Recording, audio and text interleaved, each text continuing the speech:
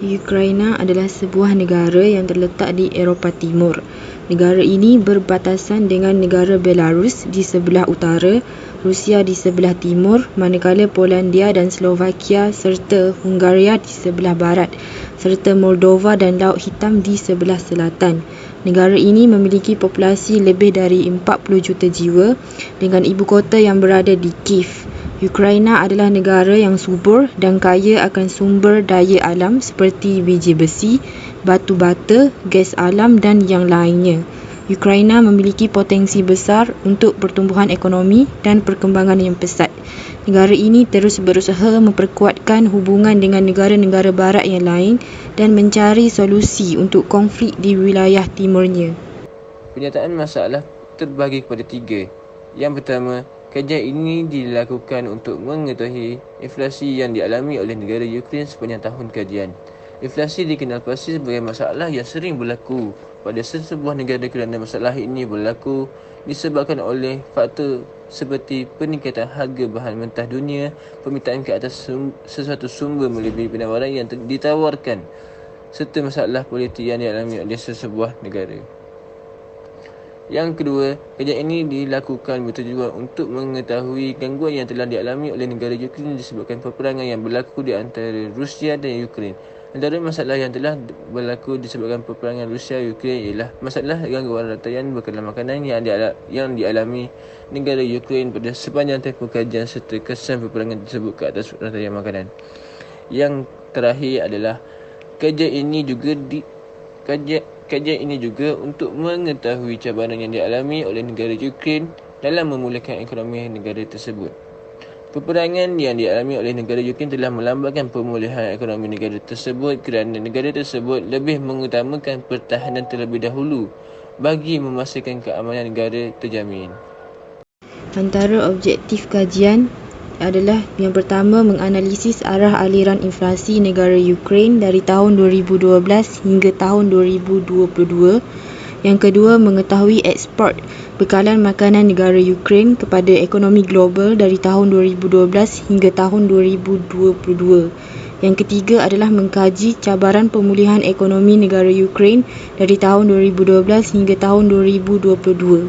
Saya ingin membentangkan tentang arah aliran inflasi negara Ukraine dari tahun 2012 hingga tahun 2022, iaitu arah alirannya menunjukkan aliran yang tidak konsisten. Pada tahun 2012, nilai indeks inflasi ialah 0.56% dan menurun kepada negatif 0.26% pada tahun 2013. Tahun 2014 pula berlaku peningkatan inflasi yang sangat tinggi iaitu 12.1%.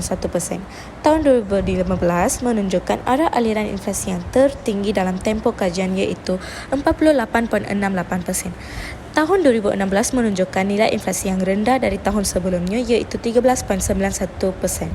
Seterusnya pada tahun 2018 nilai indeks inflasi ialah 10.95%.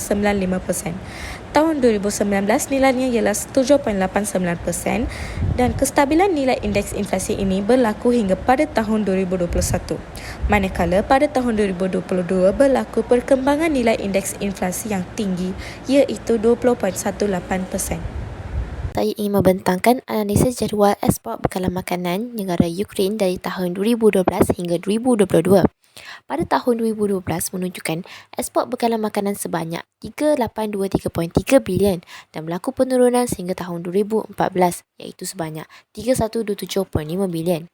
Pada tahun 2015 berlaku peningkatan iaitu sebanyak 3326.9 bilion.